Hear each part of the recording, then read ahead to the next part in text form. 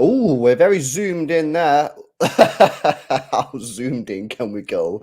Look into my eyes. Yes, people, welcome back to another stream. Hopefully you're all doing well. Please make sure you smash the like on the stream if you've not done so already. Let's get those likes up, man. Nearly 100 people tuned in right now. Let's get those likes to at least 50 likes, people. We need 10 people, 10 of you, to hit that thumbs up button to get us to 50 likes. Let's have a look who we've got in the chat, man. Big up to Brett, big up to Only Blue in the Village, big up to Mad Exploit, Stowtams here, Jay Blees, Sinathan, Asmodeus. Mad Exploits is trying to get me in it. I don't know why, but big up to Buddy, big up to MJG. Yeah, bro, you know what it is with him, yeah? I just like the banter, bro. You know, people always say, oh, LB is really not nice. You know what I mean? I just like banter. It's just funny, innit? You know what I mean? I don't take it too serious, man, like some people. Big up to Halal, big up to Frankie, Buddy, big up to Steve. Yeah, I seen that, Wilhelm. Bit mad. Hopefully he's doing all right. Hopefully she's doing all right as well. Bit up to Ronald, Rory, Nihat, Zeno, Rob, SB.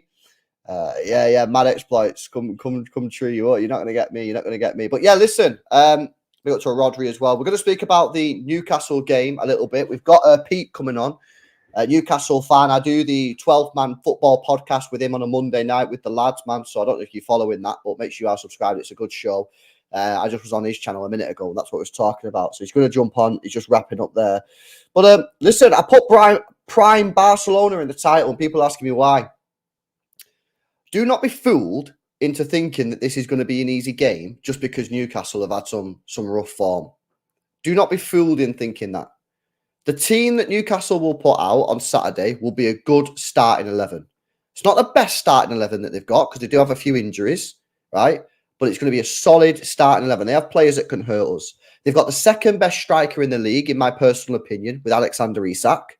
Yeah, Gordon's on form. Almiron loves playing against Man City because of what Grealish did. So well done, Grealish. Although I thought it was pretty funny. Like, you have also just made him play like at his absolute maximum every time he steps on the football pitch against Manchester City. So that wasn't particularly great. This is going to be a tricky game, and their fans are going to be up for it. Their fans are going to be up for it. So we got to be up for it as well, man. Our players have got to be up for this. Now, Kevin De Bruyne did an interview, not recently, an old one, and he said, well, it's the most difficult place to play football, St. James's Park. Yeah? So this is going to be tough. This is going to be super tough. So when we go there, we just got to get a win somehow. I don't care about the performance. Yeah, some games you look at performances, right? Some games you just look at the result. This is a game, I don't care what the performance is like, man. Just get me the win. Just get me the win. If we get the win, I'm going to be so buzzing because our fixtures coming up after that, I'm pretty sure our fixtures coming up after that are like pretty winnable. Like obviously, I always say no game in the Premier League is like easy, yeah, but like pretty winnable. If we have a look at this now, I'll share this on screen so you can see the fixtures with me. But have a look at this. So you got Burnley at home. That should be a winnable game. Yeah, Brentford have absolutely fallen off. Look at this. Look at this. Yeah, I don't know what they're doing. I don't know what has happened at Brentford, but they are struggling. And it's away again, not the easiest place to play football, but should be winning. Everton at home, that should be a win. Chelsea at home, that should be a win. Bournemouth for cooking, but that should be a win. Man United at home, that should be a win. We should be winning all these football matches up until that Liverpool game, which is tough. And to be honest, we always struggle at Anfield, yeah? For me, this is such a difficult game. But if we win it, oh my God, the prize is mad. Because the prize is that we could then go on a legit run. We've already won 2 games in a row in the Premier League. We win this, it's 3. You could potentially see us get to Liverpool and be on what, like a 9-game winning streak. It's not out of the realms of possibility. That is huge. And this is why I'm saying this. If we win against Newcastle, I believe we win the Premier League. Well, I already believe we're going to win the Premier League anyway, personally. Yeah, I believe we're going to win it. But if we win against Newcastle, I think that's it. I think we will win the league. Because Liverpool are struggling to even put a team out at the moment with the amount of injuries and AFCON and Asian Cup and that, yeah? I think this is massive. I think this game, you could look back at the end of the season, if we win this game and go, that was it. That was the moment that we started cooking. Because I think we'll go on a mad run after that. Obviously, Spurs is in the cup, but I'm not talking about the cup. So, yeah, listen. Yeah, big up to Judge Mo, man. Says, don't lie, me and LB were arguing with Sam Austin. I don't know what you're talking about, but big up Judge Mo. Good show today, man. Good show today. Big up to Geordie Tune for Life. We're just in the other channel, Loaded Mag. The link is in the description, by the way. if we beat them, it might be funny to watch their reactions. If we don't beat them, then it might not be funny to watch. All right. Voodoo Toon says your players will get the job done. We have important players out. Hopefully we get the job done. But I'm bro, the team lineup, yeah, that your two boys, Pete and Chris and Keith just put out on the stream. That's a solid 11. This is why I'm not buying into this nonsense of Spurs are rubbish, you'll smack them up. Nah, I don't buy it.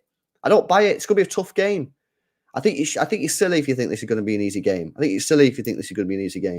I'm backing my team to win, and we've been playing all right recently, but I'm still not at the confidence level of where I'm super confident going. If we win this game, my confidence is there because I'm like, you know what, my team is fully back now. But it's early days, man. It's early days. It really is. You will be in all reaction channels when you lose, says Footy Judge Mark. Hey, listen, man. Listen, my team's going to do the business. Hopefully, bro. Hopefully. I don't know if they're going to do the business. KDB and Haaland on the bench as insurance policies. This is a good question. This is a question I want to ask you. Would you start KDB or Erling Haaland on Saturday? I don't know, man. Haaland, I probably wouldn't start because he's not even played a single minute of football since his injury. I'd bench him. KDB, no. I'd start him against Tottenham. I'd bring him off the bench again, give him another half an hour, and then I'd start him against Tottenham and say, right, KDB, listen, there's a little bit of a situation. We have. This ground, yeah, the Tottenham Hotspur Stadium, we have never scored at. Never, zilch, zero, donut, bagel, whatever you want to say. Never scored. You, my friend, are the best creative footballer in the world. Yeah? In world football. Your job is not to win me the match. Your job is to create me a goal. That's his job. And maybe we'll be successful. And maybe we will actually score a goal when we play Tottenham Hotspur. But who knows, man? We'll have to wait and see what happens, innit? KDB coming on at 60 minutes versus a tired defence. Again, yeah, it's a strong weapon that we could potentially do. And of course, if, yeah, I agree with that. I agree. Voodoo Toon says, I'm more afraid of Foden. I've seen what he's doing lately. Good, man, because, not everyone is seeing what Foden's doing, man, because they don't open their eyes. But Foden's absolutely cooking right now. And he deserves to play. To be honest with you. Do not start KDB. Bruno G will take him out. Says Dialogue. Yes, Bales. Good to see you, man. Rodri says, I say we play KDB in the second half against Spurs, then consider playing him for a full match, in my opinion. I'd just start him against Spurs, Rodri. I mean, he's been back in training for now, 2 weeks? You know what I mean? I think, he got, 30 minutes against Huddersfield. If you give him another 30 minutes against Newcastle, we don't play Spurs until the 26th. That's 2 weeks tomorrow. Bro, he can start the Spurs game. 100% he can start the Spurs game. I ain't got a problem with that. Would I start Grealish? Again, probably, yeah. I probably would start him because Doku, again, for the same reason. I think City are just being super cautious with our players. I think City are being super, super cautious with our football players. I understand why. Because we was in the mess, weren't we? We had so many players out. We had no attacking options on the bench. We don't want to get ourselves in that position again. So I think we're going to be super cautious. But KDB, you don't want to overdo it. He's not, the guy's not on crutches. Yeah, he's come back from a hamstring injury. I thought he looked very, very fresh. I also believe, I have a feeling, yeah. I have like a suspicion, a belief. I think KDB was fine 2-3 weeks before he actually came back. I think what happened is, yeah, and this could be complete nonsense. This is just my opinion. Do you remember when Pep Guardiola said in a press conference he's going to be back sooner than anticipated? And we all was like, yo, what the hell?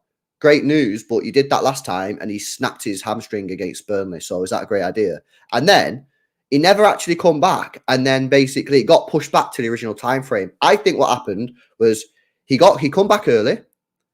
City were like, yeah, you're fine. Pep was like buzzing. Medical staff have said you're fine. And then I think what they said is, hang on a minute. Hang on. Should we just give you an extra week, extra 2 weeks? Is it really worth rushing you back? Is it really worth doing that? Should we just give you that extra time to let the scarring heal properly? And that's why I think he ended up coming back in January, which was the original date. Whereas previously it was like, oh, he's going to be back in November. So I think he's already had loads of time out. So yeah, I personally wouldn't do that. I would start him against Spurs, bro. My opinion. And Doku, I'd start him against Spurs. Spurs at full send. Spurs on full sending. Haaland, Doku, KDB, Foden, Stones. Literally. Have you had an injury in the last 2 years? Yeah, it's like the injury lawyers for you. Have you had an injury in the last two weeks, 2 months? Yes, you're playing against Spurs, mate. That's it. Everyone's playing against Spurs.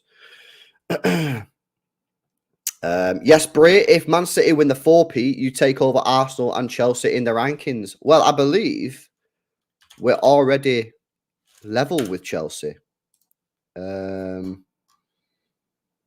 Yeah, now it's a bit weird because this website that I use, Wikipedia, it includes like all the trophies. But if you look at this website here, Wikipedia, we are both on 34, but we have won 2 more Super Cups. So if you take out the Super Cups, yeah, because they don't really count, to be honest with you. Yeah, don't really count, to be honest. If you take out these, then we overtake them in 2.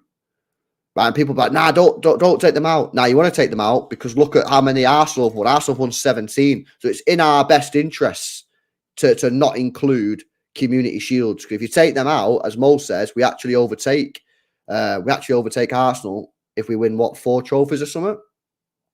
So this is the thing, guys. If we have a good season this year, and have a decent season next year, we could be the 3rd most successful football club in England.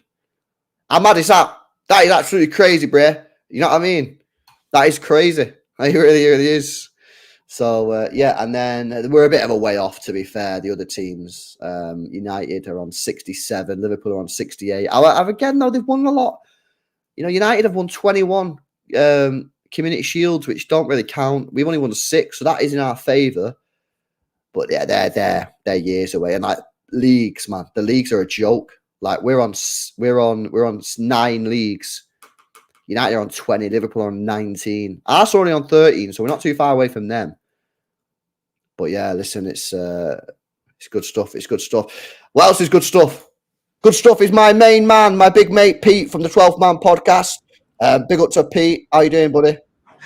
I'm good, mate, but I kind of hooked my head in shame when you're talking about the amount of league titles that you guys won. I'm like, please, I beg that we're in that conversation in years to come, man. I swear. Yeah. Well, we were just speaking on your channel, and you know, you got so much money, bro, that I think at some point you will challenge. It might just take a little bit longer because obviously the FFP, and I'm not going to go all over it again because we had a long discussion about it on Pete's channel. Loaded mag, links in the description if you wanna go and watch that about the FFP. But you're gonna, I think we all know that you're gonna get there at some point. It's just gonna take a little bit of time. But listen, big up for coming on. How you doing? You good? First of all. Yeah, all good. All good. Yeah, Chris was going to come. He's not able to make it, so he sends his apologies. But no worries, man. But no, I'm all good. I don't know why, but like I feel quite relaxed about our game on Saturday. Like, that's not to say that I think we're going to win or anything like that, but I just feel a little bit relaxed. I don't know whether it's because I knew January is going to be difficult. I don't know, so I'm feeling all right at the moment. I'm not going to lie. Is there an element of, I mean this sincerely, that you're 9th, so maybe the pressure's not there? So say you was like 4th or fighting for the top 4, you think maybe they'd be a bit more like a bit nervous? Like, is there an element because your season isn't going to plan that maybe like it's just whatever happens? Like, what do you think? Honestly, if it was last season, I'd have probably agreed with what you're saying, and I think it's a fair point. This season, I think there's pressure. You know, I do. If you don't beat Luton away, in all due respect to Luton, they've had some good games, played well this season. We struggled. But if you don't beat Luton away, and if you don't beat Forest at home, there cannot not be pressure on your team. And I've said it to you many a time. January is a tough month, but I've never ever said that it's a gimme. It's never a free hit for Newcastle United. Not anymore. We're not a Crystal Palace. We're not a Wolves in all due respect. We're not a Brentford or a team that's kind of in the relegation zones like we used to be. We're not that anymore. So it can't be a gimme. Like, there is pressure there. And so I'm relaxed because we're not expected to win. Whether that goes in our favor or not, or whether that adds pressure onto you, I don't know. But there is an expectation that we at least put on a show and we make it competitive. And that brings pressure in itself.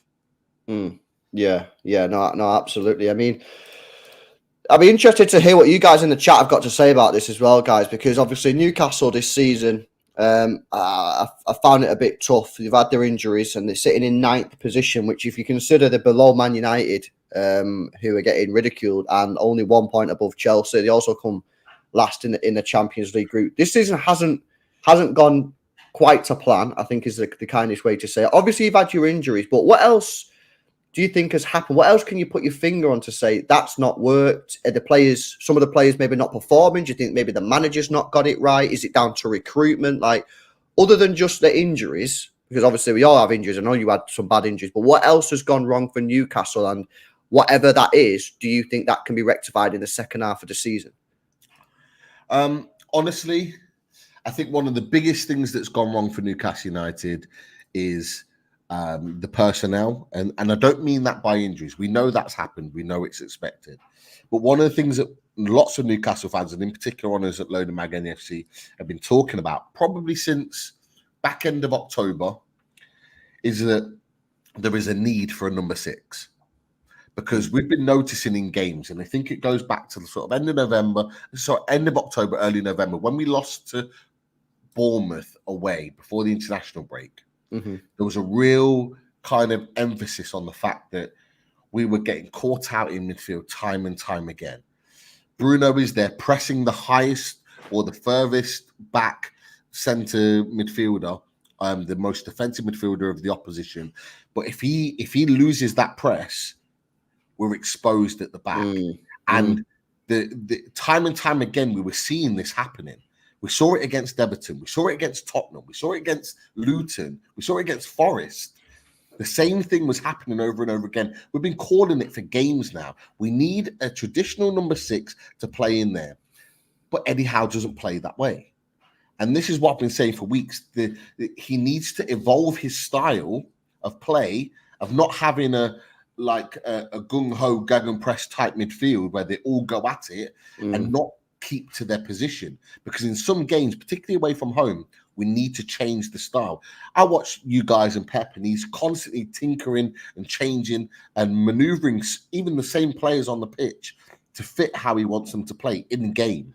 Eddie Howe needs to develop that side because he hasn't needed to do that at this point. And so for me, that's been my biggest issue of what we need to change going forward, aside from all the obvious stuff, the injuries and all the rest of it that you've just said. Well, what do you make of the so-called pressure on the manager? Obviously, he's had a rough couple of months, some tough defeats. Obviously, got knocked out in the cup against Chelsea.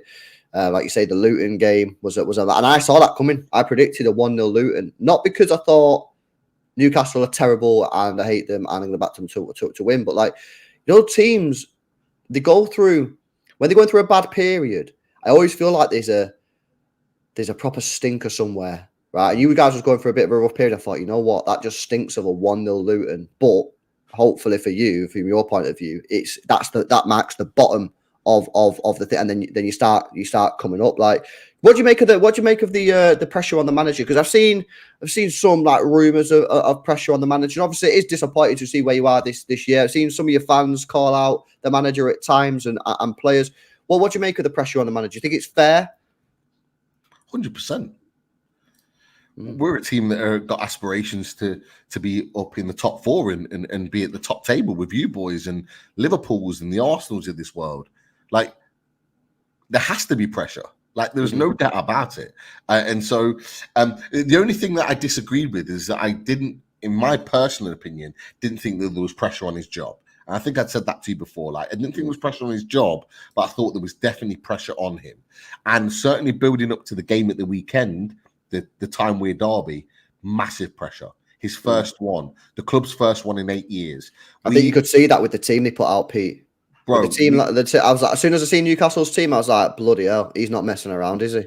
I swear, I've been saying it all week in the build-up.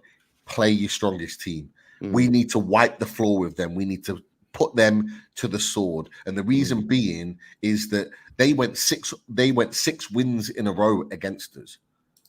They went 6-0 against us. The last one before the weekend, we drew 1-1 under Rafa Benitez.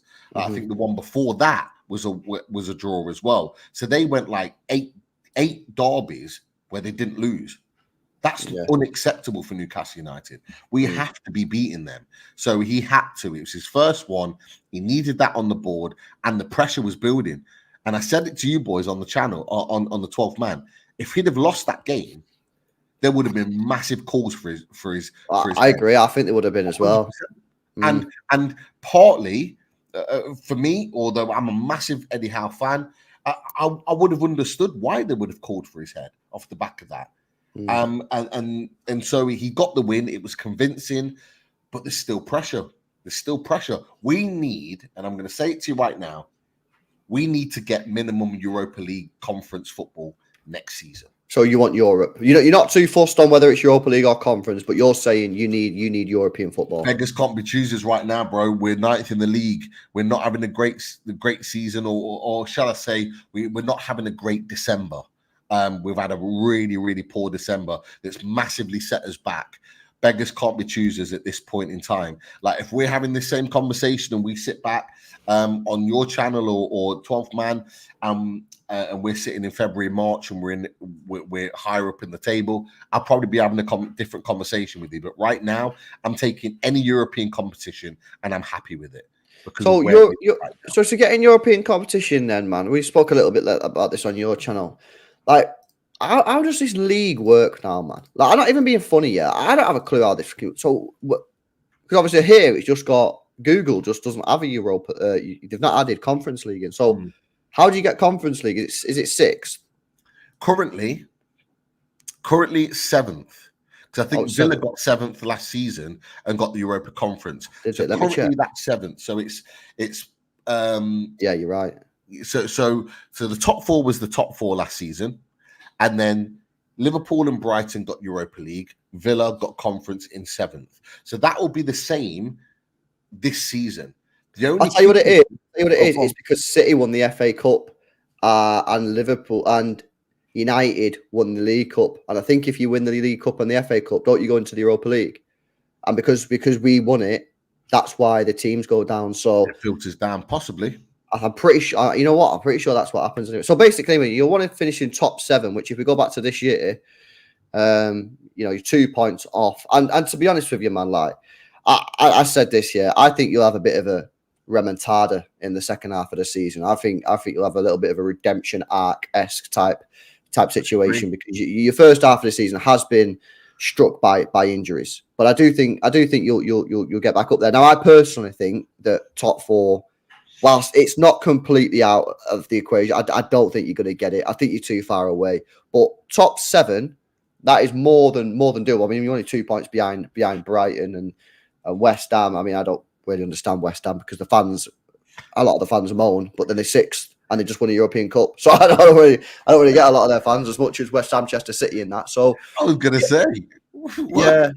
So you think top 7? If Newcastle finish 9th and don't win a trophy, do you think he could be sacked, or do you think they'll keep him on? Honestly, LB, is that like a bit of a 50-50? Yeah, honestly, I think it will be. I think you will definitely hear conversations about him losing his job, 100%. But I'm just not convinced in myself that they will pull the trigger.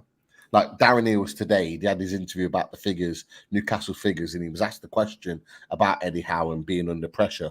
And he came out and said, and to be fair, he has to say it, he's come out and said that he wants Eddie Howe to be the manager for years to come. And I get that. But the owners have said something similar as well.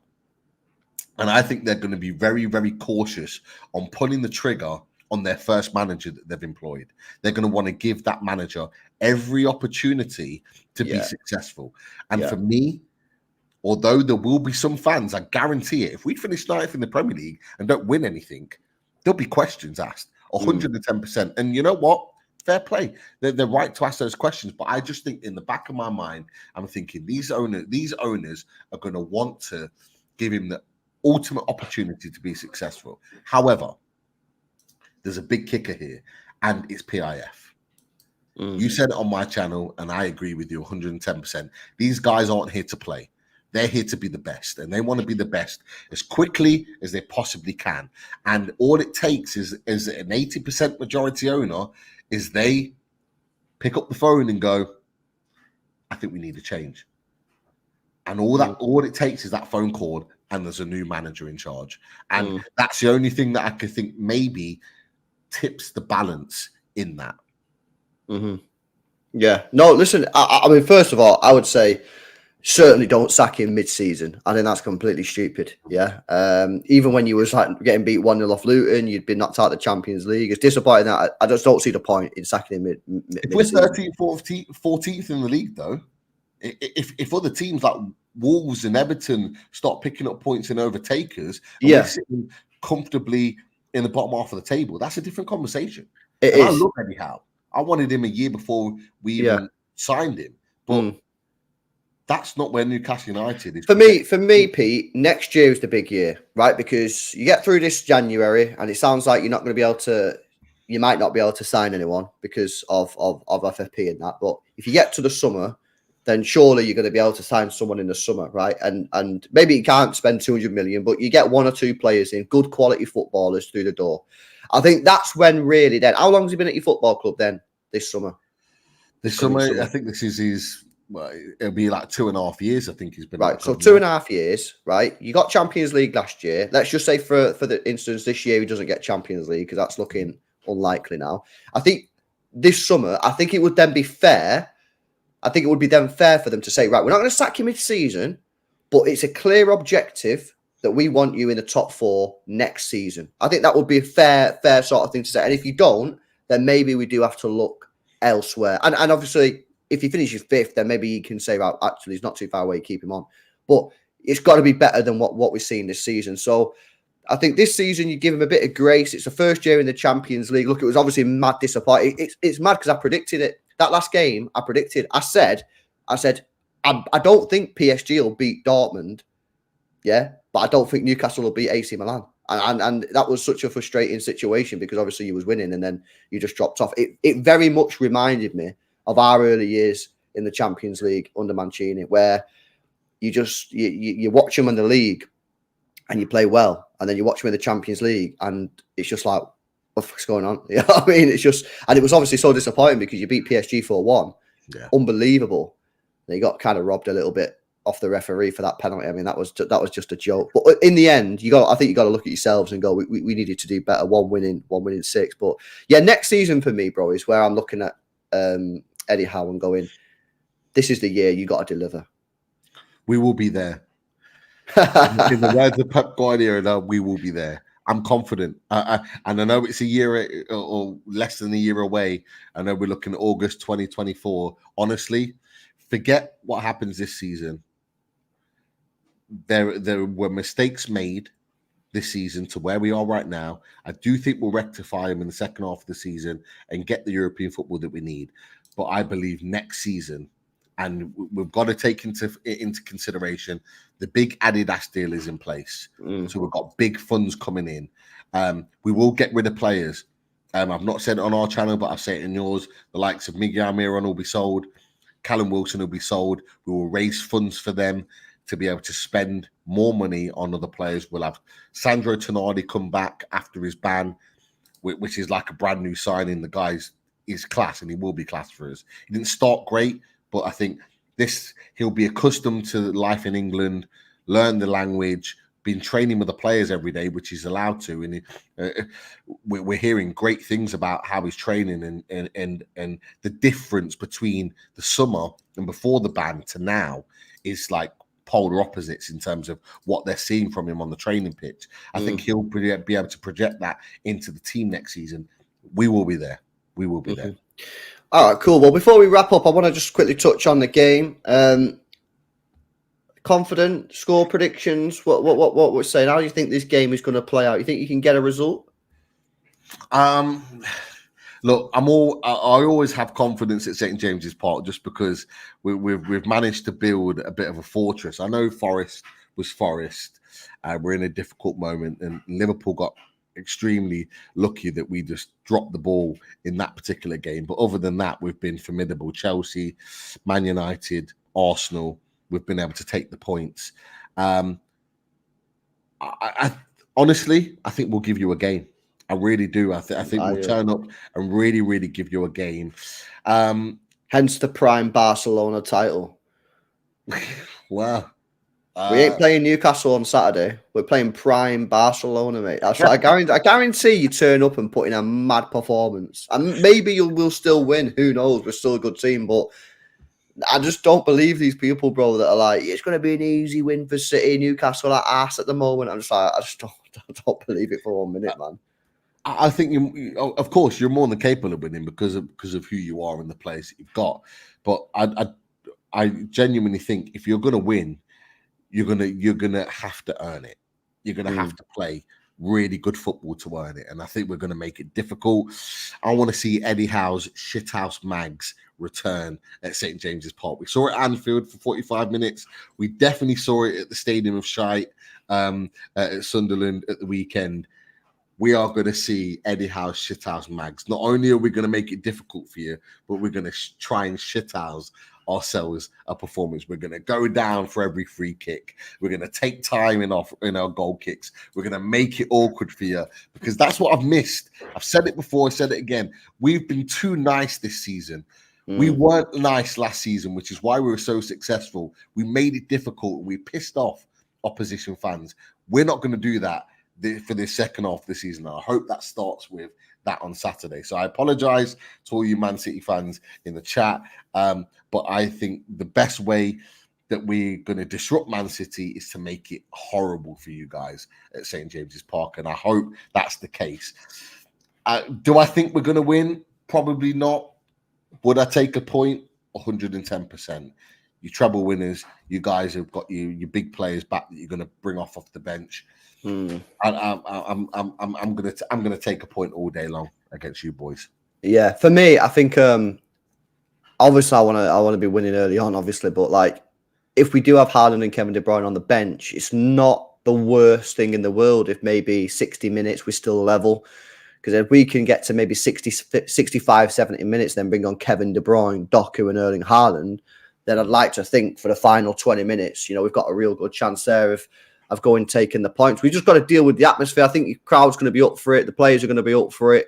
We just got to ride through them difficult moments. I always say when you play games like this, no matter what team you are, you always have difficult moments in the game. You just got to get through it and then try and, once you've got through it, quieten down the opposition. So, for example, for us, I imagine the crowd's going to start loud. The players are going to start really, really fast. Newcastle. What we need to do, we need to get on the ball quick, early, and just keep the ball 5 minutes, bore you out. And I want to, if I don't hear you saying Man City are boring in the first 10 minutes and we're not doing our job properly, I want us just passing the ball around midfield, back, kill the crowd, because the crowd, that's what happens with crowds. The crowd will start to die off as the game becomes boring, and then we can start to play our game. I don't want players on, fans on the edge of the seats. No. I want first 10 minutes, Newcastle fans going, right, these are boring. That's what I want, because that means we're doing our job properly. I don't want end to end. You know what I mean? That's not what I want, man. Because that's what you did to us last season. You created that. You created that end to end because you tried to go at us and we went for you. And the end to end created the atmosphere, which is why we kept in the game for so long. And obviously we took the game to you guys, and I think we'll try and take that game to you. Well, another reason that was probably happened though, Pete, is because early on in the season, no one realised how good Newcastle were going to be. Because I remember getting that 3-3 draw against you guys last season and saying, not a great result, that, you know what I mean, a point, we should have been beating them. As the season went on, you look back and go, actually, pretty decent point, don't you? That's how it works. Whereas, I look at the game on Saturday and go, a point's not great. It's not a disaster, but it's not great. You know, we do need to be winning football matches because we need to start, you know, closing down Liverpool now. You know, we can't be taking points when we're behind. It's not an ultimate disaster, but it's not great. It's not good. You know what I mean? So we do need to be winning this game because of the position that we're in. But last year was funny because, go on. I was going to say, Benny's just put in the chat, Kevin De Bruyne says Newcastle is the hardest place to play, even over Liverpool. And I did see that interview. And I said that before, just before you joined. I actually said that. I said, I seen Kevin De Bruyne say it was the hardest place to play, which is kind of crazy because our record at Liverpool is absolutely shambolic. I think we've won once in the last 20 odd years. So, and when we just done the stats, then with Keith, you know what I mean? He made it sound like we beat you every time we play you. So that was strange how he said that. You do. There's only been a few lucky games where we've managed to beat you or get a point or so. But it's interesting then that Kevin De Bruyne says that's the hardest place to play, isn't it? Hey, baller knows ball. That's the reality. He knows the score. He knows the score.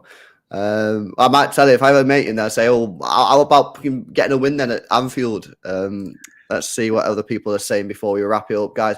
Guys, we're probably going to wrap it up now. Make sure you do drop a like on the stream. If you've got any final questions for Pete, then quickly send them in. But Pete's on Loaded Mag YouTube channel. I have whacked the link in the description. We just done a stream on his channel. Then the first half an hour is probably where you want to watch. Second half is what we kind of just discussed there. But we have a really good chat about FFP first 30 minutes. So if you want to go and watch that, you can hit the link in the description, bro. But you got anything coming up? I mean, City stuff. Are you doing anything else for the City game that sort of City fans might be interested in tuning in for? Yeah, we always do the loaded reaction. So I'm not sure if it'll be Saturday. I think it might be a Sunday loaded reaction, but we always react to the show, give our thoughts and opinions. We'll look through the game and some of the key points and get the tactics board out like I know you do on this channel as well. But we'll look at some of the goals and break down the goals because I expect goals to happen and look at where both teams have kind of done well or made mistakes in those things. So we'll kind of critique the game in a little bit of detail. So I think it'll probably be Sunday. But look, if you subscribe to the channel, you'll be able to see when the show's coming about, and you'll be able to come on and have a look. One thing we'll say, and LB knows this, is that just like LB's channel right here, is it got a good community of people. We welcome all fans of all channels to come on and get involved. So. Cool, good stuff. Yeah, links in the description, guys. I'm back tomorrow, midday time, with a special guest. Yeah, and we're going to be previewing this game again. We're going to go through tactical lineup. We'll get the tactical pad out as well. Should be a good show. First time he's coming on the channel, so really looking forward to him coming on. I've got Sava coming on as well. Probably going to do a video that'll probably go up later on at night time for you guys. Some Friday night entertainment. We'll be looking at the weekend's fixtures. But other than that, guys, make sure you drop a like on the stream. Subscribe to the channel. Subscribe to Loaded Mag.